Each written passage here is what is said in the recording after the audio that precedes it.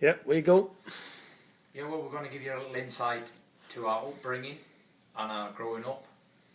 We'll start with the oldest first to the youngest. So, Peter, go on. Tell us about your bringing up and your life and all that sort of stuff. Just a quick thing, obviously not because we're here till next year. Well, obviously we're travelling people, and from mother and father, obviously, and we was brought up in caravans till we was about, I don't know, 14, 13, 14, 15 probably. Yeah. We couldn't fight in the caravan. We all had to sit still and behave. We couldn't swear in the caravan because my mother was there. Yeah. And it was strictly disciplined. Good behaviour. Yeah. If we had a problem with each other, we'd take it outside, punch all ourselves in the face, wipe the blood off our noses and come back in, sit down with my mother and father like nothing had happened. So that was that. Married young. Well, How old? we all had 16. Nice and young, yeah. Yeah. Met my wife when I was, I think 13, something like that. Just nearly 14 or something. When you take into account 16, 16's an absolute kid today, isn't it? Yeah, but it wasn't for us back then because we was brought up. I was put to work from being an 8-year-old. Yeah. Yeah. And what did it feel like being working at 8 years old, and how did you cope with that? You just, it's a nerve-wracking thing. You've got to go knock on doors and speak to strange people, haven't you? A young kid. And what was then people's reaction to seeing a young child at the door? What was you doing? What was you trying to do? What was you selling? It could be anything. Trying to sell a mat or actually a selling floor mat. something, or selling whatever. something, yeah. And what did you get the response from these people? No, thank you. We don't want them.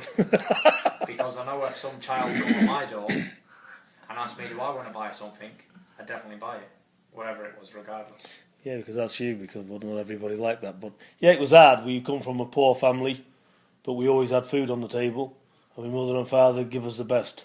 And when I say the best, they give us love and attention. Which is, and we had a good bringing more up. Than Anything in life. Well, I had the best father, and you had the best grandfather in the world, right or wrong. Yeah. So that's how good he was. Definitely. You know, your father's everything. So that's how it is. We had a perfect bringing up. So tell us a bit about your married life then.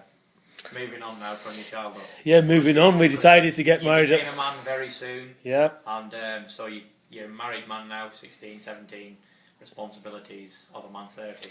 Yeah. Our family didn't want us to get married, so I've never really bothered with them since. Okay.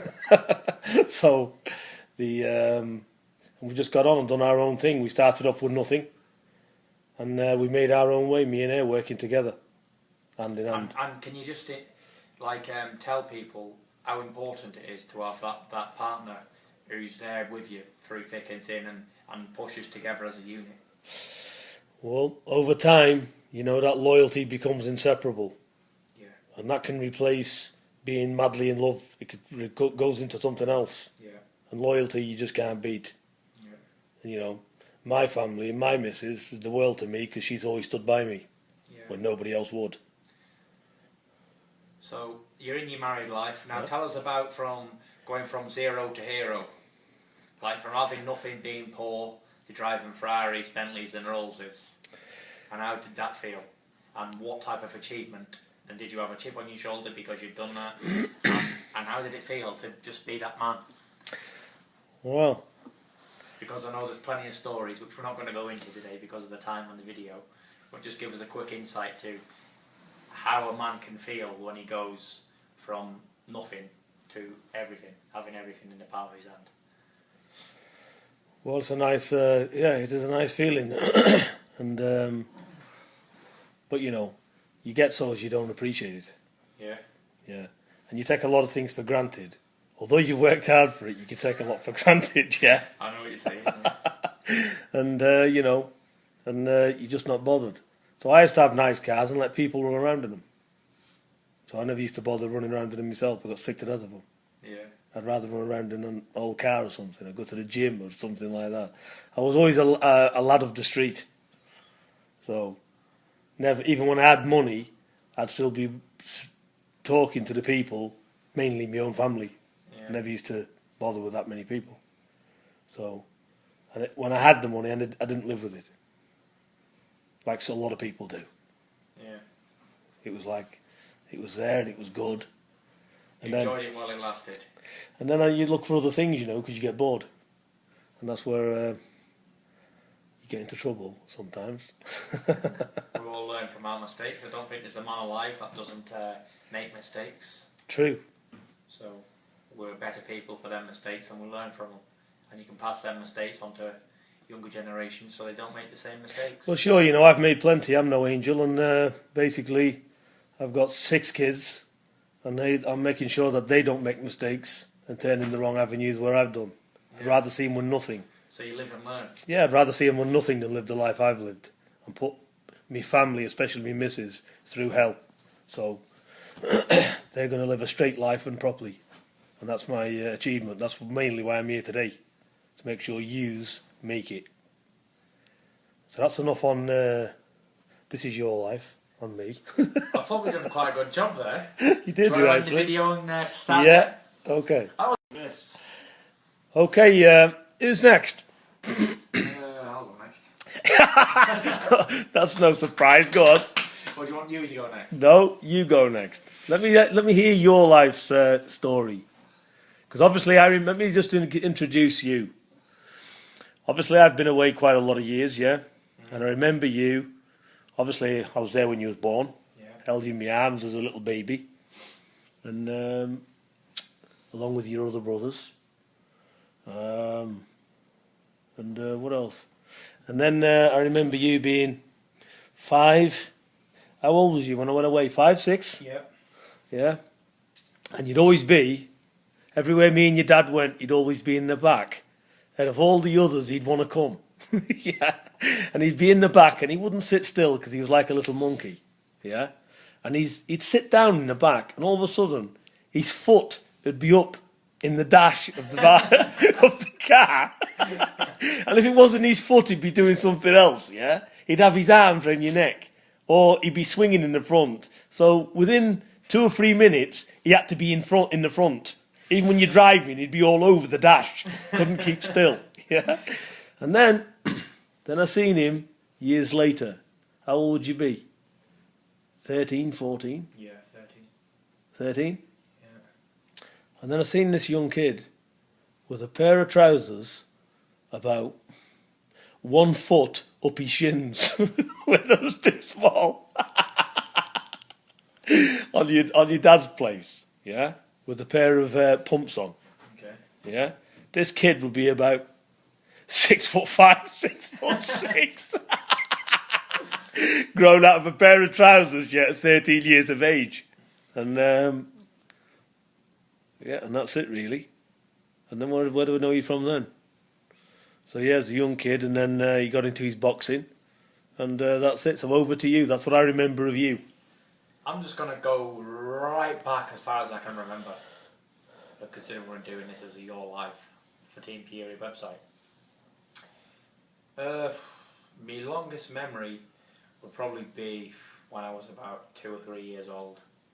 I remember being we had this bungalow in a place called Asland in Lancashire. And there was a cricket club next door and we used to jump over the fence, me and my brother John Boy, he would have been 3 years older than me, so he'd have been 6. We used to go over and play with all the cricketers and talk to them and annoy them really. And we'd come home and that was about the only memories I had of that place.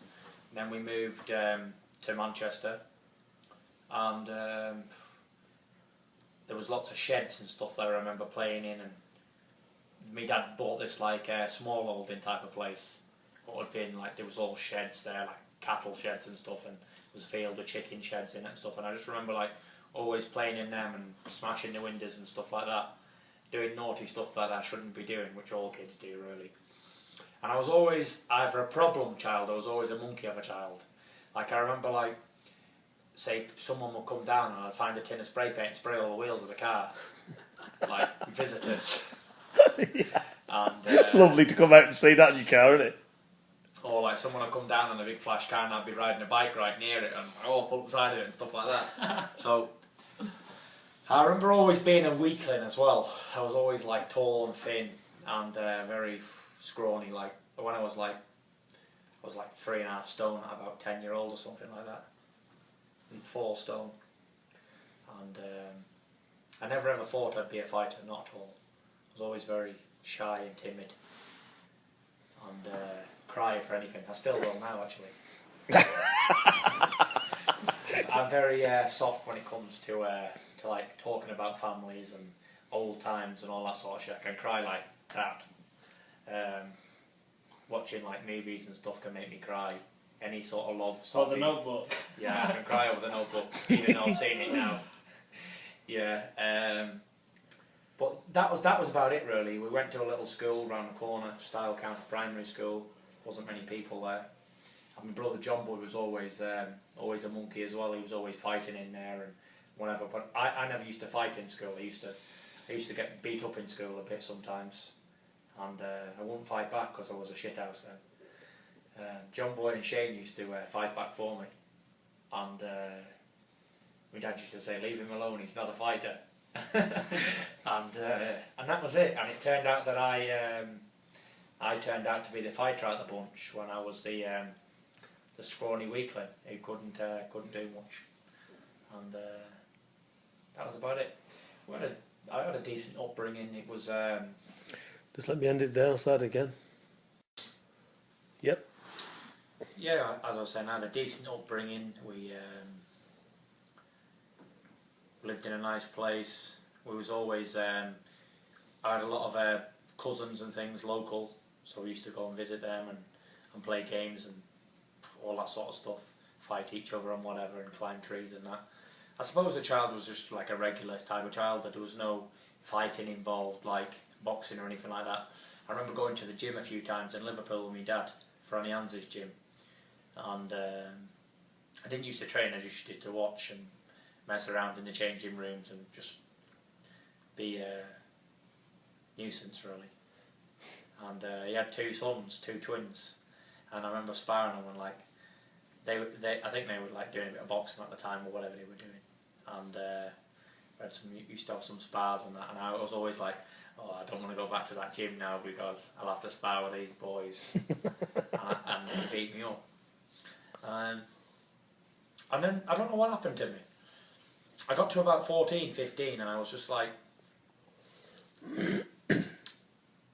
I wasn't timid anymore, and I was just like, I was like a man, if you know what I mean. I was going about, I was driving up and down, driving a car, and even at 14, 15, me and my cousin, we'd go everywhere, London, Birmingham, everywhere you think of, in this old scrap van or car that we had. And it was good times, and there was no boxing involved even then.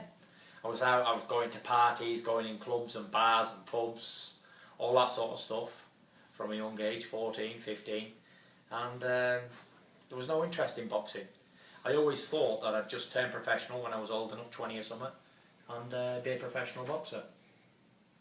And it just didn't work out like that. One summer, when my cousin went to Australia, I found a local gym and started going there, and I never looked back. It was just boxing was my life then. I was into chickens at the same time as well, game chickens, and I used to think to myself, how is it possible that you can look after chickens and box at the same time? So all my chickens died and my boxing career went forward. The fox used to kill them or whatever it used to happen to these. So you never ate them for protein, no? Never ate them for protein, yeah. And I had a few amateur fights and that, and that was about it. That was the boxing career really. And then I always knew, even from my first fight I had that, not pressure, but what is it when you're expected to do something? What's the word? Where you're like, you're going to do it. Like, no doubt you're going to be a champion. Even after one amateur fight. Expectations of a champion on one amateur fight novice. It was like everybody, my dad, all my uncles, everybody thought I was going to be a champion, like a top boxer, even after one fight. Like, I used to think, yeah, whoever's the national champion, I'll fight him next. Like, and I'd won an amateur fight or something like that. It was just crazy. But let's just run past your amateur career, because a lot of people's asked me, And let's just run through your achievements in your amateur career, because a lot of people don't realise just what you did achieve, and you achieved a lot. So let's go through it. Yeah, well, I did achieve a lot as an amateur boxer, as a junior and a senior level. What did you do as a junior? You won what? I've started off with the senior novice championships, and I went to a multi-nations, the round robin tournament in Ireland, and I won that. And that sent me to the World Games in Morocco, World Juniors. I got a bronze medal there, and then I went to on a few more multi-nations which I won. I went to the Europeans. I got a silver in the Europeans. I went to the European Union Championships. I got a gold medal there. I boxed England v America, England v Germany, loads of international duels, and I won all of them. What else did I do as an amateur? Then you won the senior ABAs. Yeah, I won the senior ABAs. Stopped everyone in it, apart from the final, which I won 19 points to 1. Yeah, I was there. Then I couldn't go to the Olympic Games. They wouldn't give me a box off with David Price, so that was my amateur boxing finished. I was going to pack in boxing, really. I was doing a bit of scrap metal and whatever I was doing. I don't know what I was doing at the time to earn a few quid. Me and my cousin was just like young entrepreneurs, trying to do everything we could, selling a car, whatever we could, cutting a tree down, collecting some scrap metal. I don't know what we was doing. The usual bullshit that a traveller would do. And that's about it. So then you turned professional. Yeah. And no, you got married. Oh, I'll give you the wedding, yeah. I met my wife when she was 15 and I was 16 at a wedding. Just let me stop it and start it again. There you go. And this is where it gets funny, right? I went to this wedding with my dad. You was there, Peter. Yep. Do you remember? In Castle Donington. I will do in a minute. Carry on. Not at the moment, I don't. It was Mitchell's sister's wedding. Mitchell's sister? Yes. Yes, I know. Do you remember? Yeah. And I went to that wedding, and well, I was tall and dorky. I had a big beard around here like this. Tall and dorky, like go an on. Undertaker. And I meet this. Well, I didn't meet her. I was speaking to an aunt of mine, my aunt Teresa Curley, and she said, "Oh, there's a nice young woman for you from Doncaster." And I used to think like people my own age were kids at that time, 15, 16, and I was a full set man, 30-year-old. That was my mindset. So she had this hat on. I looked under that. I said, "Yeah, she's all right." I said, "But she's a kid, yeah," or something like that. I said, and that was it. Like I never saw her again after that. And then my cousin, I was off with my dad picking some cars or vans up from where he was going, and my cousin Opie said to me, he's a pro boxer now, Jose Burton, he's undefeated. He phones me and said, "Oh, there's a party going on in Doncaster, some girl's 16th birthday party, let's get down there." And I was like, yeah, I'm definitely going, I'll definitely come, yeah.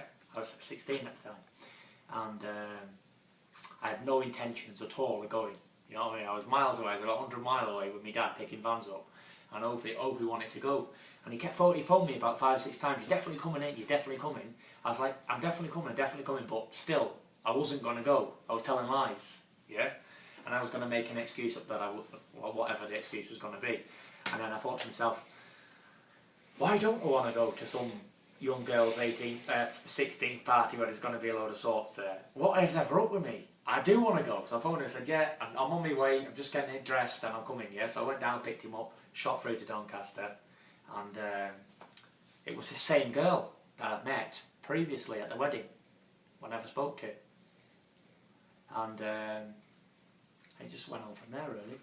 And then we went out to the pictures or wherever we went to, or something to eat, and it went on from there. And then just like started going out with her after that, and went out with her for about 3 years, and then married her in November '08. Went on honeymoon, and signed my professional contract on honeymoon to be a pro boxer. Cut the honeymoon short by 5 days. I wish you'd have told me that. Could have saved some money. Yeah. Courtesy of Peter. Yeah. And went home and had my injections and then fought on my debut at the Froch Pascal undercard in Nottingham, 2008 December. I quite remember me playing a little bit of a role in your life before boxing. When I had to do a bit of a peacemaking between you and Paris and the mother-in-law. Oh, yeah, I remember that. I had to come with my lawyer's suit on and do the negotiating, remember? Well, who better than... we have him. That was at York, wasn't it? Warwick. Anyway, I'll give you the little story. Anyway, me and Paris we was married then, weren't we? No, we'll go to that in a minute. So then we went to your wedding. Everybody. It was a big wedding. Nice big wedding. And to be fair, she put a very good wedding on, the mother, didn't she, and the father? Yeah. Her mum and dad. They put a lovely wedding. It was a beautiful thing. They had the best of everything there. So you got to give them full credit for that, because they give the daughter a top send-off, didn't they? 100%. You couldn't have asked for any better. There was ice sculptures, chocolate fountains, 5-course dinners, 5-star place. It was perfect. Well, I had to go somewhere. We was at the wedding. I had to go somewhere, and I was looking forward to stuffing my face with a load of chocolate when I got back. Anyway, so that was that. So then, tell us about the Warwick scenario, because that was hilarious for me. And the Warwick scenario was we was together for a while, and then we split up for the first year. I think we split up, say, 9-10 times or something like that. She'd go back to the mother's arguments. People in the first year of marriage, they always... argue, quarrel, got to get used to each other and all whatever, that. Yeah. Yep. So there was a lot of split-ups and all that. And this time I wasn't going to go back. It was all over. I was finished. I was going to go and get another woman. Why not? I'm the ITV4 boxer, Tyson Fury. I had a nice car, I had plenty of money at the time. And I was rolling, everybody knew me, so I thought, fuck her, she wants to be awkward, I'm going to go and replace her, yeah? That's life so simple. So anyway, going down to town, I realised to myself, what the fuck am I doing? I put all that time in and working, with the wife. Why am I just prepared to throw it all away now? So anyway, I phoned her up and all that. Just let me stop you there when it started again. Yep. And we're really, really looking forward to it, in shape, and we're going to do a job on Steve Cunningham. I'm just going to show everyone from the life story of the kid, the timid kid. Let me give you some background. Let me give some background on his Tyson's bringing up, and it's a strange story, this, because I can say this. Go on. Because when I was 14 and I was going out with my wife, I was training with old Uriah Burton. I used to train with him every single day in his shed. Now, old Uriah Burton was a bare-fist fighting man of his day, and well known amongst travelling communities, wasn't he? Yeah. And obviously he had a brother called Jose, we call him Othie, and Tyson married his, me brother John married Hughie Burton's brother's daughter. And I remember old Hughie, I call him Uriah, but he was called Hughie to me. And he used to say to me, can you imagine if these get married? He said one of their kids, he said, because you never get it in a family where there's more than one. He said, but one of their kids, he said, will be a tremendous fighter. And he said that in 1986. Yeah? 3 years. 2 years before I was born. Yeah. And he said this is what he had to say. And I'll never forget it. And this was a man of wise words who'd been through a lot. Had many street fights. And he was the real deal, because I trained with this fella. I had the gloves on with him. I had the privilege to spar with him.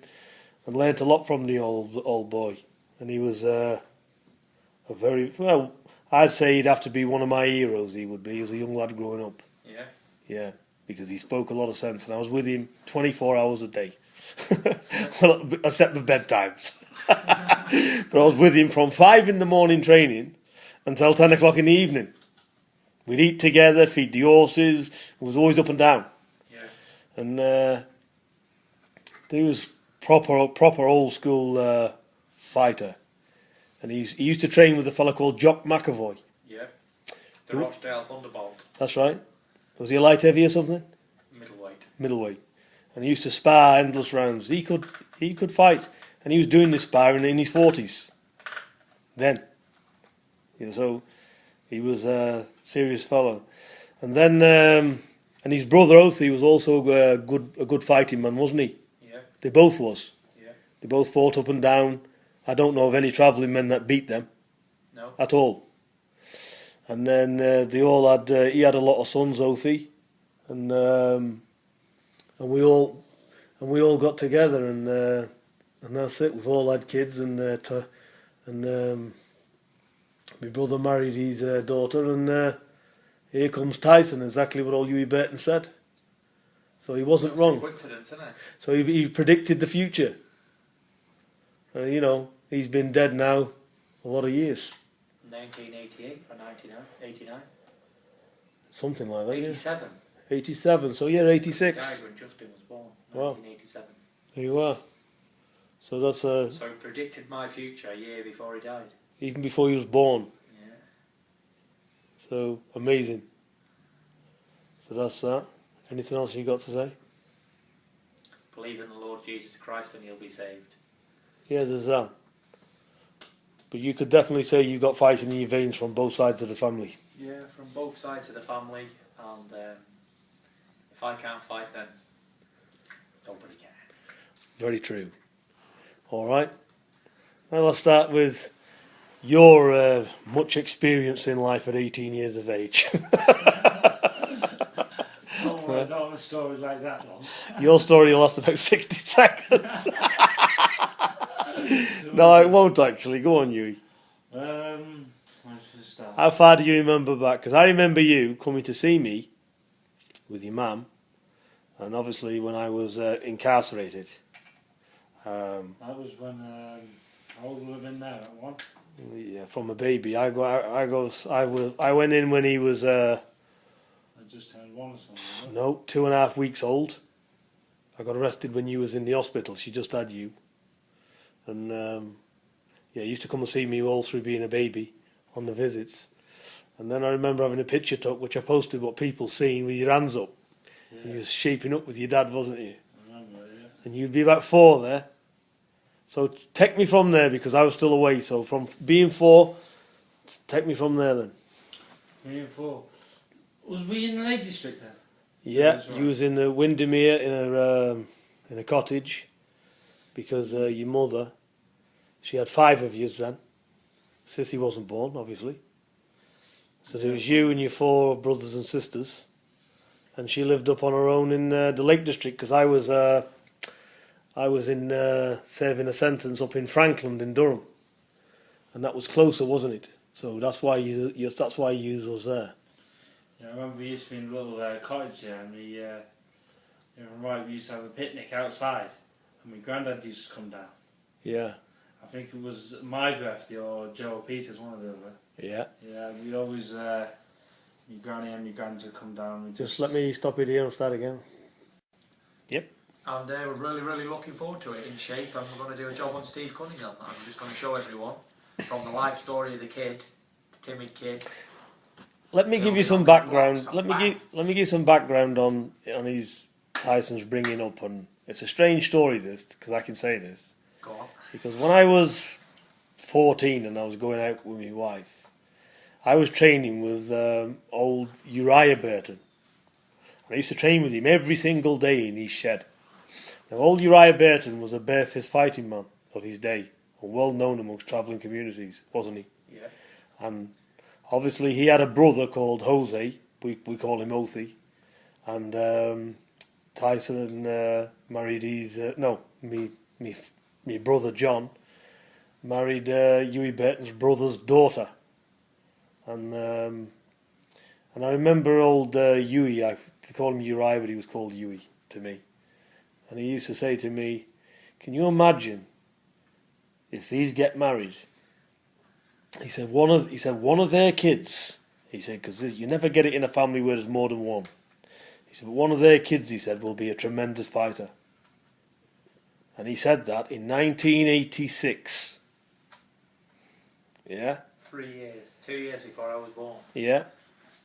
And he said this is what he had to say, and I'll never forget it. And this was a man of wise words who'd been through a lot, had many street fights, and he was the real deal because I trained with this fella. I had the gloves on with him, I had the privilege to spar with him, and learnt a lot from the old boy. And he was a very, well, I'd say he'd have to be one of my heroes. He would be as a young lad growing up. Yeah.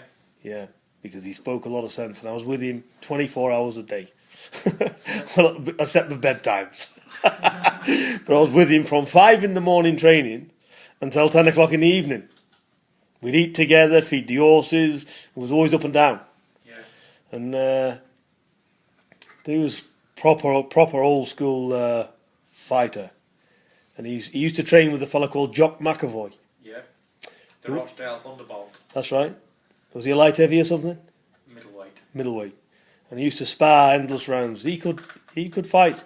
And he was doing this sparring in his 40s. Then. So he was a serious fellow. And then and his brother Othie was also a good fighting man, wasn't he? Yeah. They both was. Yeah. They both fought up and down. I don't know of any travelling men that beat them. No. At all. And then they all had. He had a lot of sons, Othie, and we all got together, and that's it. We've all had kids, and my brother married his daughter, and here comes Tyson. Exactly what old Hughie Burton said. So he wasn't wrong. Coincidence, isn't it? So he predicted the future. He's been dead now a lot of years. 1988 or 89? Something like that. 87. Yeah. 87. So yeah, 86. He died when Justin was born. Wow. 1987. There you are. So that's So he predicted my future a year before he died. even before he was born. Yeah. So amazing. So that's that. Anything else you got to say? Believe in the Lord Jesus Christ and you'll be saved. Yeah, there's that. But you could definitely say you've got fighting in your veins from both sides of the family. Yeah, from both sides of the family. And if I can't fight, then nobody can. Very true. All right. Now let's start with your much experience in life at 18 years of age. I don't have stories like that long. Your story will last about 60 seconds. No, it won't actually. Go on, Hughie. I should start. How far do you remember back? Because I remember you coming to see me with your mum, and obviously when I was incarcerated. That was when how old would have been there at one? Yeah, from a baby. I went in when he was I just turned one or something. no 2.5 weeks old. I got arrested when you was in the hospital. She just had you, and yeah, you used to come and see me all through being a baby on the visits. And then I remember having a picture took, which I posted, what people seen with your hands up. Yeah. And you was shaping up with your dad, wasn't you? I remember, yeah. And you'd be about 4 there. So take me from there, because I was still away. So from being 4, take me from there then. Being 4. Was we in the Lake District then? Yeah, Right. you was in the Windermere in a cottage, because your mother, she had 5 of yous then. Sissy wasn't born, obviously. So there was you and your 4 brothers and sisters, and she lived up on her own in the Lake District, because I was in serving a sentence up in Frankland in Durham, and that was closer, wasn't it? So that's why you was there. Yeah, I remember we used to be in a little cottage there, and we used to have a picnic outside, and my granddad used to come down. Yeah. I think it was my birthday or Joe or Peter's, one or the other. Yeah. Yeah, we'd always, my granny and my granddad would come down. And Just let me stop it here and start again. Where you go? Yeah, my granny and my granddad would come down and that. We just, they always used to come and see us, and my dad was inside. And that's all I remember really from there. And then we always used to go and see my dad. And I think it was, when did I have the accident? When I was then we moved to Lancaster. Is that right? Yeah, when you moved to Lancaster and a gate fell on your head, didn't it? Yeah. And my mum was on the phone to you as it happened. Some kids were shaking the gate. Anyway, the gate's fell on top of me. And Joe's gone running into my mother. My mother's dropped the phone screaming. They were right. And gone and picked the gate up and... I can tell you now, yeah, I remember it. I was a double category A prisoner, yeah? Deemed highly dangerous. Not. They got that wrong. So obviously it was on strict regimes. I was in a unit. And when I got this phone call, I was on the phone to my wife. Anyway, she went off the phone screaming. I was locked up and couldn't find out till 8:30 the next morning whether he died or not. Did you know the gate had fell on him? Yeah. She said his brains is hanging all over the floor. She was screaming hysterical, yeah? Because the gate fell on his head. Took all the skin off his skull. He's got a scar there. He had 150 stitches in the side of his head. Even his ear, the skin come right over his ear. So in all intents and purposes, she thought he was in serious problems. But when I phoned up the next day, got a funny little story to tell you about you, Hughie. I remember it. She said, anyway, I was relieved obviously because it's my baby, innit? So that's it. So next morning, she's telling me over the moon, yeah? So he was alright. She said, but the funny thing is, she said, when he was in the ambulance, all this was going on, and one of the ambulance men tried to take his trousers off. And he was holding on to his trousers for grim death. So he was still...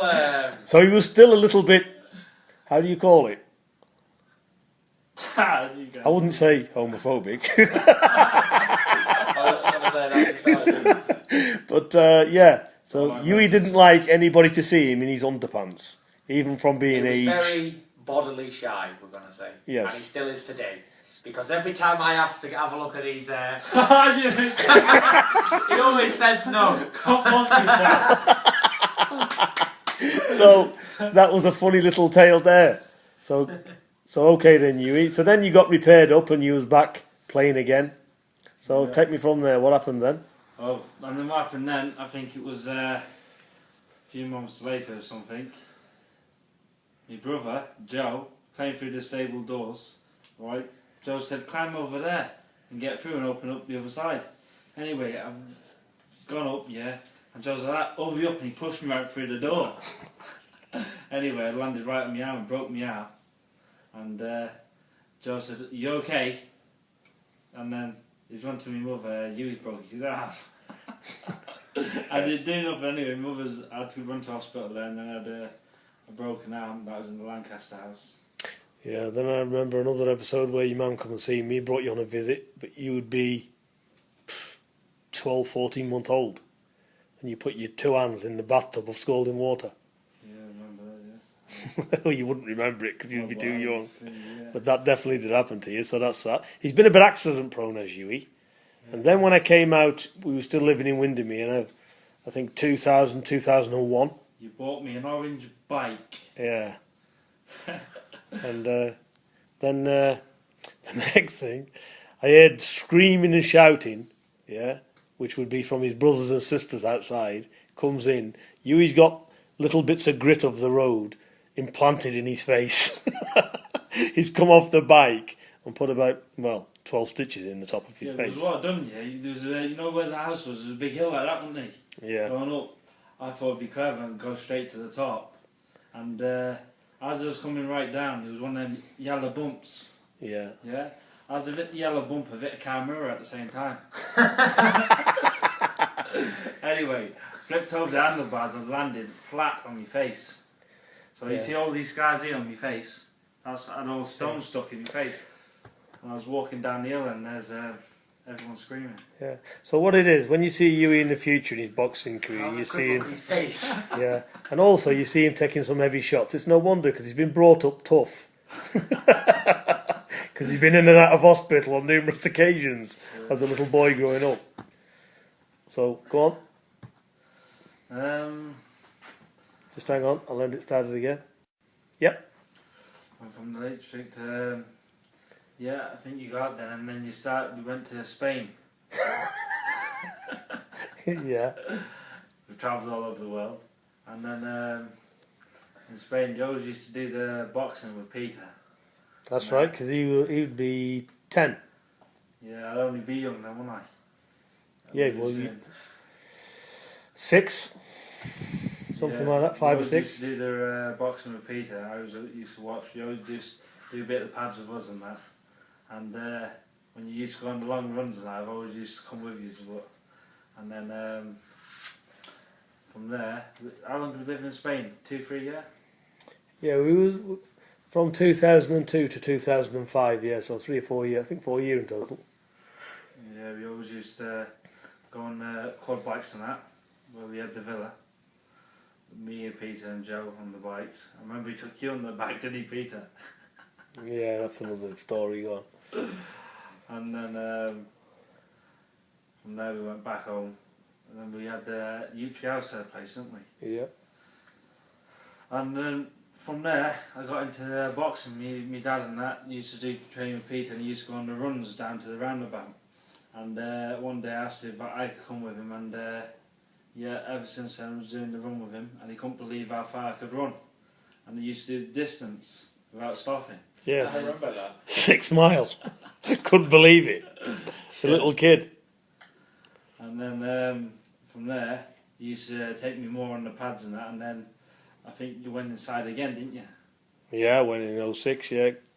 And then I think I was 10 or something. Then I went to amateur gyms and that. I was in the same gym as Tyson. I went there when I was 10-year-old or something, 9, 10-year-old. And I had my first spar with this kid, yeah? Name was Lewis, and he was about 20. Yeah? 20. And anyway, didn't know how to box properly, I just know to put my hands up and that. And this kid was going full out on me. I put my guard up, taking punishment. Yeah, I took a beating for 3 rounds. And then after, that was my first time sparring with this 20-year-old who smashed me to pieces. And then I never went back to the gym because he put me in with someone and tried to take liberties really for my first time. And then You're lucky your father wasn't there, because the gym would have been smashed up. yeah. Or for that matter.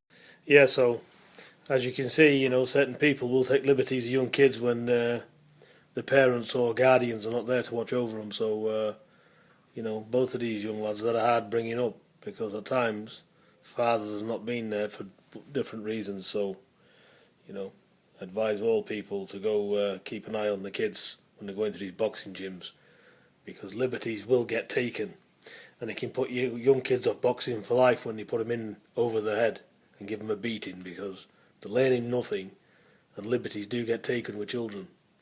So it's important. Watch your kids. Carry on, Hughie. Yeah, and then after that, I left that gym. I didn't go back, and then we went with Paul Silky Jones. We got us training with him, Yeah, I did. and then we done was up in Sheffield and that. But I always wanted to go back to the lad. Yeah. Obviously, and punch his face in like you would do. Yeah. So I done around about 2 months of training, and that was then I done more spars and got used to it and everything. And I went back to the same lad, I sparred him, yeah, and I smashed him to pieces. I think, I was only 11. Yeah, and then after that, I was over the moon. It was like a win. I got you, you bastard. And then after that, I had my first fight. I went back with Jimmy Egan's. They had my medical card. And then I had my fight. Yeah, I won my first one. And then after I ran about 8 fights or something, I lost my second one. Then I won around about 6, 7 in a row. And then I started to get lanky. And then I struggled a bit, because I was always used to coming forward and throwing punches and that. And then I got too tall. And then I lost a few in a row. And then after that, I went to other gyms. And like Bolton wasn't the best advice in the world. And then put me down really. And then after that, I went to my dad over in the south of France, and trained over there with my dad for about a year, and then he sent me back home. Then I went in some other championships, CYPs it was, wasn't it? Yeah. And then, first I won a few club shows, and then to put me in the CYPs, I should have won them, but I got robbed. Do you want to explain that? With the finals? Yeah, he got robbed at the final. He got to the semi-final, and then a judge said something to Peter, which is Hughie's oldest brother. Him and Peter got an argument, and the judge went straight to the the senior judge went to the other 3 judges round the table and went award it to the other kid. So Hughie was blatantly robbed, and the judge said he was going to do that, and he did that for the for his brother's behaviour outside of the ring. So it cost Hughie the championships that year. So this is amateur boxing, you know. There's some downsides with it as well as good, because things get affected with young kids in the ring, which has nothing to do with them.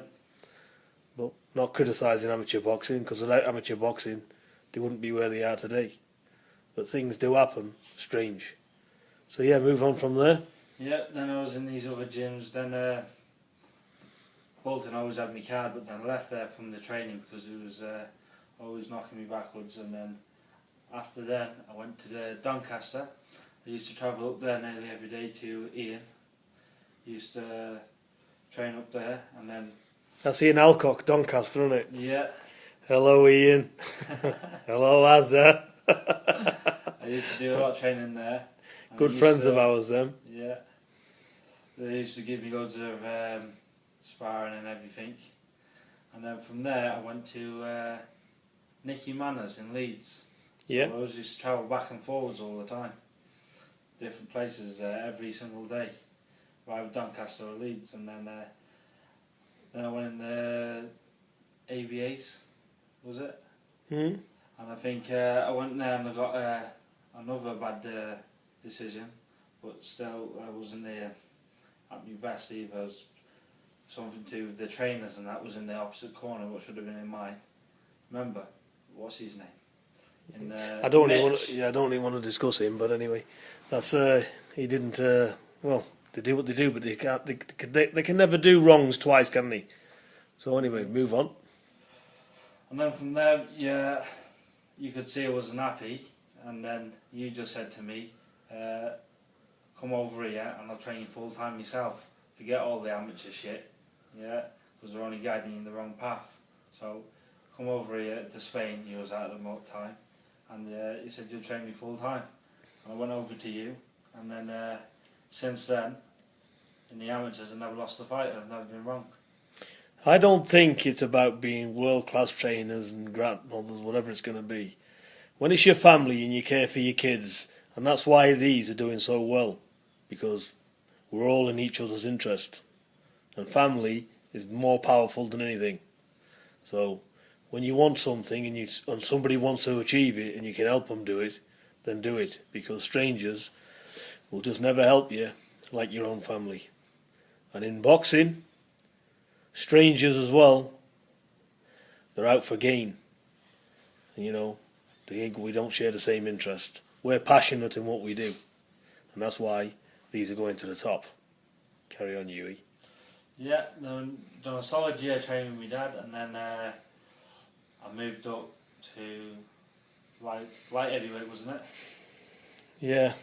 From 66 kilos. You've been growing, haven't you? Because you're from a young kid. You're still growing now, but he's gone from 66 kilos up to, what do you know, 107, 108? Yeah, 107, yeah. And then, we won the CYPs, and then straight after that we won the ABAs. We had a lot of club shows before. The Army champion, he was 32, was he? That was funny, wasn't it?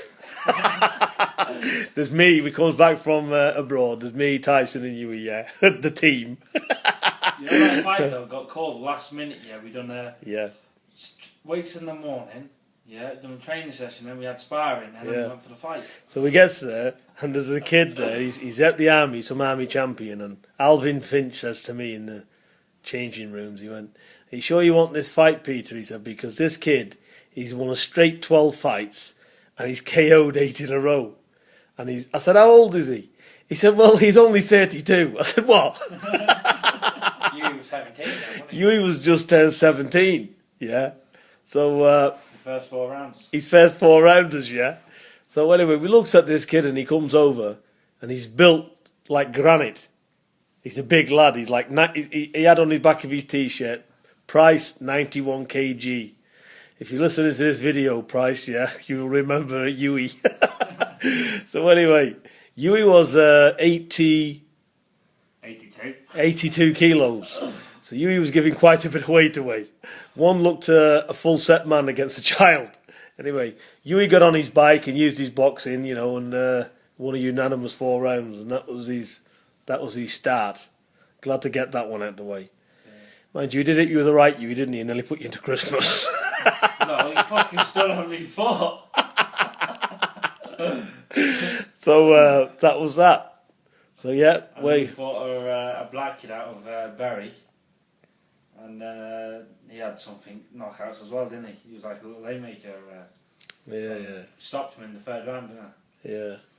And then that was my second seniors, and then after. Then you fought that the Commonwealth champion fella, who was like England #1. I forgot about him. What season? Jack Massey, wasn't it? Yeah, he beat Jack Massey. He was a triple ABA champion and things, wasn't he? Yeah, he went Commonwealth champion. Gold medalist, yeah. Yeah. What I will say about Hughie, though, what a lot of people don't realise, that Hughie hasn't just fought in competitive in the heavyweight division. Hughie's fought at lightweight, at the best in the division, light welterweight. He's had to fight the best coming up in his weights, hasn't he? Yeah. Remember that kid what beat when you was there? No one expected me to beat him. Yeah. So Hughie's beat some very, very class champion kids. And I'm on about kids at the time that had 40, 50 amateur fights, and Hughie had around 11, 12. So basically, people underestimate the level of experience he's had in the amateurs, because he's fought at good levels at lighter weights growing up. So he's had good experience, and as he's got older, from being 11, obviously he's grown up and he's made a big man like Tyson. So he's got a lot of experience. He's fought at a lot of high level, the highest level in amateurs he's boxed. Even in the Worlds, he beat the current European champion from Kazakhstan. And that was he landslided the World Juniors, to be honest. But anyway, that's amateurs, so you've done very well. So excellent there. So where are you now? Now, turned pro, and I've had 1 pro fight and 1 knockout. I've got 1 coming up on the 20th, and should be 2 knockouts. But no, don't get big-headed or anything. No, I don't undress any opponents. So, and that's it really. Won't be here today without my dad and that, without him training me and put me on the right path. But let's not forget, it's like anything else. It's like where Tyson is now. And you're getting even more well known because of where Tyson, what he's achieved. Yeah. And this is a family thing. You're benefiting from where Tyson is now. And at the end of the day, you spar, look what you're learning from Tyson as well. So, it's all a family thing, and this is what a family unit is. Yeah, Tyson's been at every single one of his fights. Even, I remember at the final of the ABAs, who did a fight? What's his name? Charlie Eastwood. Yeah, that was it. It was eating plenty of junk competition. And then, after then, that was it really. Just went back to Holland, did more training, went to the England squad, and then got picked for the Worlds, and then won gold there, and that was basically it. That was my amateur career, and it all went well. And then after then, decided to go pro, and I had my first pro fight, and then that's it really. That's the short distance of my life anyway. That's it. So what else to recap? Let's not forget little Phil, because he's not here. Yeah. Light middle. He's had 16, 17 fights. Yeah. He's only dropped 3 because he fell into the same mode that you fell into. Yeah. Being out of shape, getting in there, not dedicated, not training and getting in. But since he's been doing the same training you've been doing, and he's been here with us doing the training, he's won 3 in a row. And Phil's improved immensely. Yeah, so Phil's come on a great deal, and since he's been fit, he's learned his job pretty well. So really, Phil would have been undefeated. His record would have been unblemished if he'd have been trained properly to begin with. But he's got a lot of talent. He's off at the minute because he's getting married in May. Congrats. Yeah. Yeah, congratulations, Phil. And looking forward to getting him back and hopefully getting him to a British title. Getting that 10-pack again. And getting the 10-pack. And We've also asked if we can slot him on this Madison Square Garden bill, and we should know in the next 48 hours. So Phil just may be coming across the Atlantic to take this fight, a 4-rounder. So we're doing our best for you, Phil, to get you on. So Hughie, send him a tweet. Yeah. Ask him if he's still training. I will do. So no, Phil's doing great. You know, everybody's doing good. And anything else? What else, Tyson? Ready? 1, 2, 3.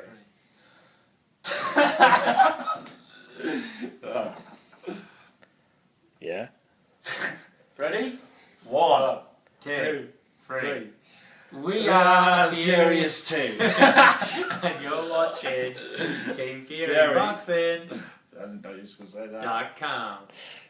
I'd also like to give, as I was saying, pay a special tribute to, our wives, Tyson's mother, Amber, and my wife, Maureen, for bringing them up and looking after them. West side. And bringing them up and feeding them up to what they are today. Yeah, thanks, man. Thanks, Thank Dad. Thank you. Yeah, so your mothers play a big part in it. Yeah, definitely do. And, thanks to everybody. Wish all our relations all the very best. Congrats. And Congrats. hope everybody enjoys what they do. And anything else before we close off? Yeah. Big shout out all the Morecambe crew. Big shout out Lancaster, Manchester, Bolton, Leeds, Preston, Liverpool, London. Big up UK, Ireland, Dublin. No, it's that. Big up. Broke me out. Belfast, Cork, Shannon, Galway. Shannon. Okay, well, I'll do one. Big shout out to all the world. Are we finished?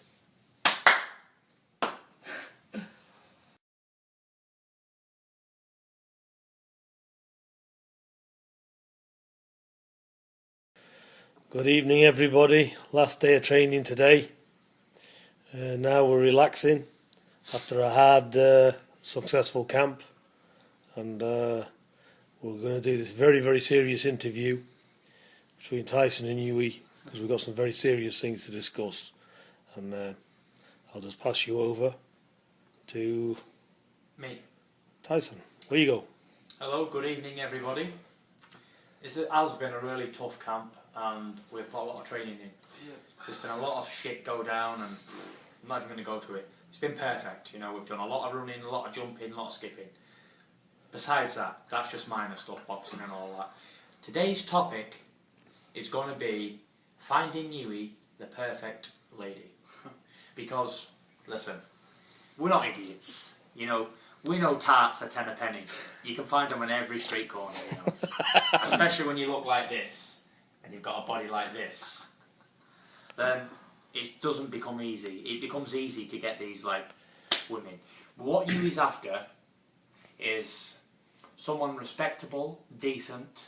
Well, enough from me. I'm going to pass you over to Hughie and he's going to explain what you girls need to be in order to get with this. By the way, Hughie, introduce yourself. Yep, my name's Hughie Fury. Yeah, it's all about women today. But what I want is a woman that's never had a boyfriend. Okay, good Got start. to be very respectable. Another good start. When you say respectable, not had a tongue down nobody's neck or nothing, no? Nope, not touched a man. Right. So she's got to not have kissed a boyfriend, never been touched, done clean, the lot. Yeah, she's Never been kissed, never been nothing. Nope, never been. What about just an hand between her legs or something? Nothing like that. That is an exception. Now, we didn't say anything about that. Right, let's just go into detail. First of all, she's got to be a virgin. Tyson, I just want to ask you something. I thought you wasn't going to talk a lot in this video. No, but I'm not. But I'm just giving you criteria. Okay, where you go, because it's interesting. Go on. She's got to be a virgin for Hughie, correct? Correct. She's never had to have kissed another man. Correct. She's got to be respectable. Correct. And she's got to be presentable. Yeah, she's got to be And very she's got smart. to be sensible. Yeah. And she's got to be able to talk and not be a backward idiot sit in the corner. Got it? By the way. This woman then's got to be absolute an angel, isn't it? No, not really. She's got to be. She's got to be just one of them. The main thing is it's got to be respectful and a virgin. Okay. It can't be. It's got to be good looking as well. It can't be no dog. So now we know what you want. Well, you know, these women are very clever. Maybe they can pretend. Pretend for cool. How are you going to know that she's never had a bit of... Yeah, you. Because if you give her a bit, then obviously... Roof that bitch. So, Hughie's going to find out if you're a virgin or not by roofing her. I like your style, but I'll give it some skin. Right, now, that's the one half of the shoe. Now, let's put the shoe on the other foot, what the girl's going to get back in return. So Hughie wants all of this, it comes at a price, does it not, Peter? Oh, definitely. Is everything good in life you have to pay for, correct? Yep. So, what is she going to get in return? Well, only Hughie can answer that. What's she going to get in return, Hughie? She's going to get a tall man, tall, dark and handsome. What are you doing? Put the liquid out on. Get the sponsor on. Yeah, good idea. Liquid. Where you go? Buy liquid. Yeah, she's going to get a tall man, knows where he's going in life, dedicated, his sport, boxing, well known, kind of anyway, and respectable person as well. No slink. No. So what we're after here then, Hughie's obviously, you know, he's, for all you public out there, Hughie's after a nice wife so as he can get married and have some nice children and basically be like his dad, only 10 times a better fighter, obviously. So... Yeah. That sounds about right. But I will say there's a few rules. In order for a relationship to work, there's a few rules that's got to be laid down, house rules. Are you going to be a cheating husband when you get this woman? No. Not at all? No. Right, that's one. What are you laughing for? Listen. Well, I was going to say something, but I'm going to refrain. I know the house rules because I'm a happily married gentleman. Yes, and these are the rules that you have to abide by. Cheating. I'd never do it. No. Flirting with other women. No. No. Maybe like for career like different, but definitely no. What? Nothing. Next question. Going out with the lads. Hughie's not a drinker, by the way. He doesn't smoke or take drugs, so no problems that way. So you've not got to worry about him going out with the lads. That's one. No, keep yourself to yourself anyway. Keep yourself to yourself. Staying away from home nights. How's that going to work? Training camps? What's Right, 1 second, because I've turned the video and restarted again. Okay, PTO. Oh. Where you go again? Yeah. How's it going to work with training camps and with your career as well as a wife? And is it possible to work? Because I know at the same time I'm having difficulties at home because I'm always away from home. I never spend enough time with the wife and children. Yada yada yada blah blah blah. And the wife, she sort of gets the knickers in a twist by saying, "Oh yeah, you want to be away all the time. You don't love us anymore," and all that sort of shit. But I won't be getting married anytime soon. It's alright having a respectable girlfriend, How long? and thinking, but I won't get married until I'm properly secure with my own money and everything. Okay. So there's no point getting married if you've got no money, is there? Yeah, but you're always going to have no money because your dad will just steal it all off you. Go. Yeah. Well, let's get back onto it, yeah? So what he's looking for is a steady courting relationship. Yeah. Yeah? And how long are you willing to court this girl for? And what's the risks involved she's going to have to take? Because it's no good you courting a young virgin who's never had another man for 5 years and then deciding, well, love, I've met someone.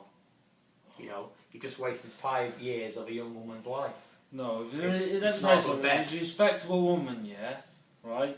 And she's decent, and she's very good looking. That obviously, it should be worth it, wouldn't she? You're not going to waste a complete beautiful woman and a virgin because they're hard to get. It's not all about beauty, is it? No. Because let me tell you now, beauty, the beautifulest woman, the looks fade as they get older, and then you're stuck with that person. I'm not saying it's my case, because my life's not beautiful, right? For now. Yeah. Yeah. But you've got to look at the bigger picture, haven't you? You're going to spend the next 50 years with that woman if you live that long. Yeah. Yeah. So you've got to make the right decision. Yeah. And then my advice, because I got married young and I started a family young and I didn't really do a lot. I was training and I jumped into the deep end without seeing the world and doing things. So my advice would be to you, Hughie, is do your boxing, do your training, have as many one-night stands, sexual intercourse affairs as you want, see models, porn stars, all these types of different women, and burn yourself out.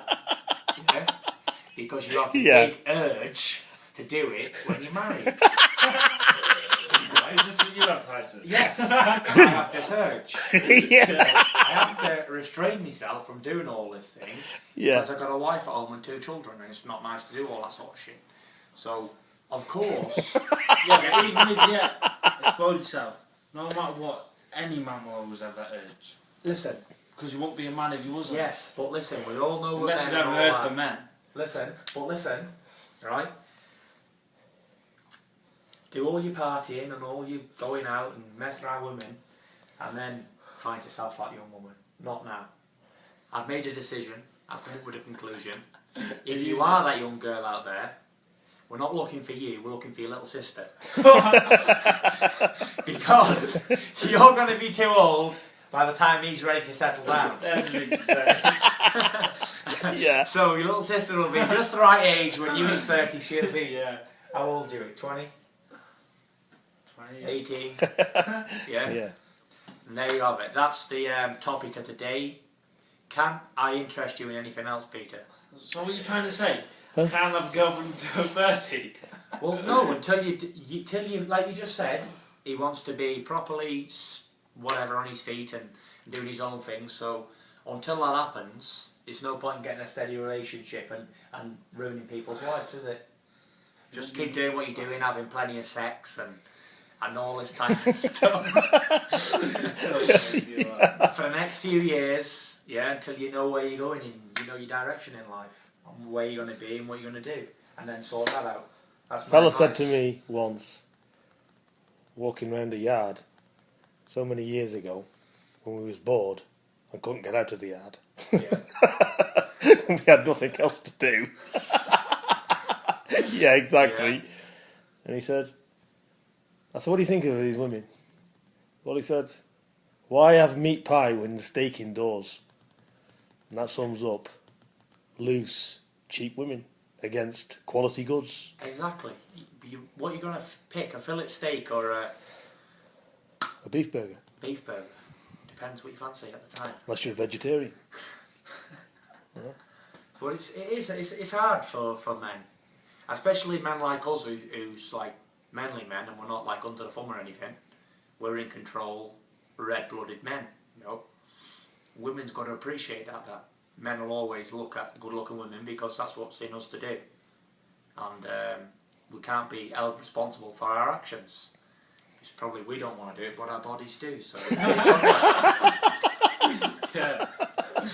No, but on a serious note, it's Right, I'm going to end this video again and restart it. okay. Right, on that note, we're going to end the relationship. Well, we'll end the relationship saga because it ain't going anywhere, is it? Because Point. you're looking for a... Oh yeah, by the way, ladies, if any of you are respectable, just contact me at Twitter, Hughie Fury, or Facebook.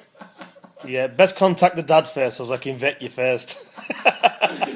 Make sure you're okay. Just feel if you're healthy. You're a virgin. Yeah. You're a virgin. You're not. Oh. Right, on that note, we're going to end that convo.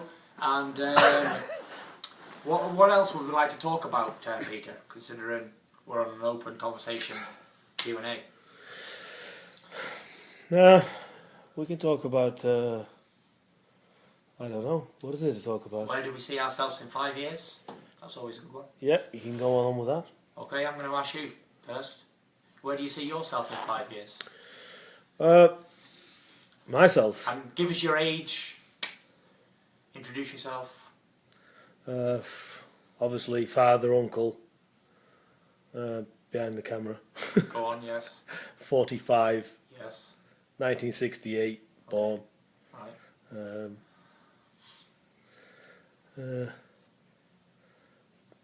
Yeah. Basically, hit 45 and being told what to do by nephew and son. Yeah, that's agreeable. And where I see myself in 5 years. Well, my life's a rocky road, isn't it? So you never know. Unpredictable. Unpredictable. So right, could be anywhere. You tell me where I'm being in 5 years. You got a better idea than I have. well, What do you see? my foreseeable future for you, sir, is 5 years achieving the ultimate goal in sport. That's heavyweight champions of the world. Oh, nephew yeah, and lovely. son. Yeah. That'll just do me. End it there. I see. I don't need nothing else. Just end the conversation right there. That's No, me. listen. Hold your horses. Yeah. Go on. I see you with a big apartment, all nicely done in the south of France, right on the Croisette somewhere. Oh, that sounds good, yeah. I see you as a nice big boat in the harbour with a big liquid helicopter on it. Yeah. And what about winning the lottery and getting the numbers? No. I don't see that in the future for you. Not at all. No, I know the future because it's the gypsy blood in me. Right. And my mother's mother, my grandmother, was a fortune teller. So I have that power to tell the future in some way or other. Good. Right? Do you read the palm now? No, I don't. I can just look into the future and see it. So, and that's you, Peter. You're going to be there with your Bermuda shorts on. Your legs a bit airier than they already are. Your hair a bit greyer than it is now. And that's it. I think you're going to lose the weight. I see it myself. You're going on one of these strict moods, switch like a light switch, and losing 3 or 4 stone, 3 stone, and just gone until you want to put it back on again. Do I look that fat? Yeah. No, but that's what You liar! Here, not 2 stone, 3 or 4. Hey, no, cheeky bastard. I can tell that's what you're going to do. No, but you're absolutely right. I take it on board. At any time. So this is what I see. It's perfectly okay. Until you want to get it on again and then just have a break and then whatever. And that's what I see for you. I see you settling down over there, and I see walks along the front. You and Maureen, Sissy, growing up as a young girl. And I see you enjoying your life out in the south of France. Well, that sounds fairy that's tale. you So done. very good. So where are you going to be? Me? Well, here we go. I'm going to have the apartment right next door to you. Yeah. Yeah, because you are not escaping me now. We're together now, that's it. I can't leave you. No, I don't want to be left. Right? So that's good to start with. You cannot escape me, so wherever you go, I go. Right, that's one. Knocking on the door. Yeah. Yeah. Family's got a lot to do with that decision. Go on, yeah. I see myself as the unified heavyweight champion of the world. Yeah, just hold it right there, start again. Yep, carry on. Making 2 to 3 defences on my world titles every year. 2 defences in luxurious places, i.e. Monaco, Las Vegas, that type of place. And I see myself learning French, speaking French fluently. Yeah, and by the way, he's already practicing. We're already doing this. So we're already picking up bits and pieces, Hughie as well. Especially for the fans in Montreal, where Hughie's going to be based having most of his fights. Yeah. And Tyson's also going to be fighting also a lot in Canada this year. I can announce that. Yeah. So French is secondary, priority for us at the moment. And I see for myself in the next 5 years, I see some more kids. I see 2 boys. And the names. The names, I can hear them. If I have twins, are they twins? No, they're not twins, but they are 2 boys. Right. One's called Tyson, and one's called Paris. Yeah. Well, 2 boys. And I see all the sacrifice and all the hard work and all the days away in training camps, all paying off to the ultimate goal, being a heavyweight champion and having plenty of money in the bank, not worrying about where the next pound's going to come from. And that is it really. I don't see myself getting punch drunk in boxing. I don't see myself staying too long and getting injured or hurt. I can actually see there's a clear path that that's not going to happen. And yeah, please God. I see enjoyment, laughter, happiness, smiles, and I see sunlights and horizons. But you never know what's beyond the horizon, so you just got to take every day as it comes. And that's it for me, sir. Okay, Hughie? 5 years time. I'm only 18 now, so I'll be 23. What would I like to do in 5 years? I'd like to be world heavyweight champion of the world. Well, we knew that was coming. We'll skip that. We know that's priority number one on both occasions. I'll be dedicated to me sport and plenty of money, just live life, and hopefully just plenty of world title shots and everything, and just rule the world with me dad, always a trainer, and just living life. I'm going to get fit in case I die with cholesterol and I won't see nothing. So I'm going to make sure I stay around. Yeah. Have to get in that running machine. And then bikes. Couple of nice mountain bikes over in the south of France, going up the hills and that Tour to France and all that. They was nice where we was running that time up the hills, wasn't it? Yeah. Well, for the back lanes. Yeah, up the hills right to the top. Yeah, it was nice. That. You wasn't there, was you? Yeah, he was doing the running. Yeah, that was nice. I thought you was on about when me and Sissy was walking on the wall up the mountain. Remember that? When just me, my dad, you, Maureen was there, and Sissy and Joe. Yeah, that was Saint-Tropez, wasn't it? Yeah. You know where's nice? That was nice have as you well. ever been, you know where Kansas is, yeah? You go up some path somewhere and there's a big church at the top. Have you been there? No.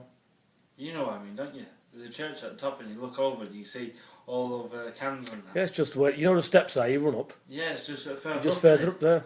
You've been in it, you have been there. Yeah? Yeah. Yeah. Big Nice place.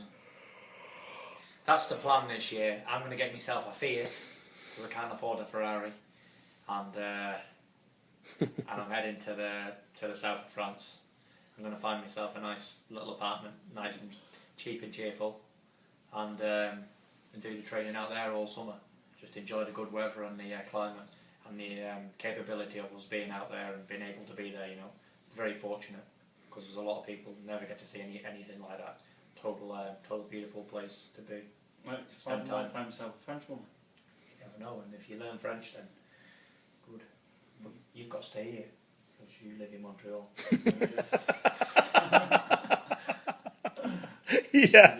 Any other topics you want to touch on? Hang on, I'll just end this and we'll start again.